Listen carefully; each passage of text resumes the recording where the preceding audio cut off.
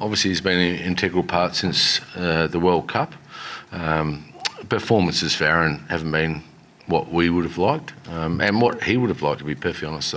He hasn't made 100 since Canberra last year. So, the challenge for him is to make big runs in the BBL and get back into the side, and that's a good challenge for him. And Stanlake, he's a bit of a bolter. What do you like about him? He's tall. In fact, he's massive. He's tall, he's fast, he's got some bounce, so that's a pleasing thing for us. He more than likely only play a couple of games, depending on the makeup of the side and where we play. So, it's a good challenge for him. Young kid coming through, exciting times. Darren, are you confident Chris Lynn can replicate some of his feats in the BBL? Well, his one-day form and his longer form, first-class form, is pretty good. So he bats high in the order. So we're hoping so. Obviously, he's exciting to watch, isn't he? Everyone loves what he's brought to the T20 format. Now the challenge for him is to do it in the one-day format, which we know he can. He's had some injury concerns of the past, but seems to be batting well and deserves his spot.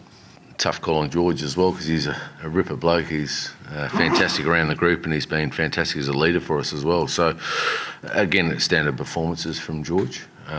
So he's got to go back and make big runs. The door's not shut on any of those players, by the way. Yeah, looked pretty good today, and I thought Nathan was very good in Melbourne and brilliant this Test match. That's the best he's bowled for a long period of time. I think he'll admit that. He used his variation really well.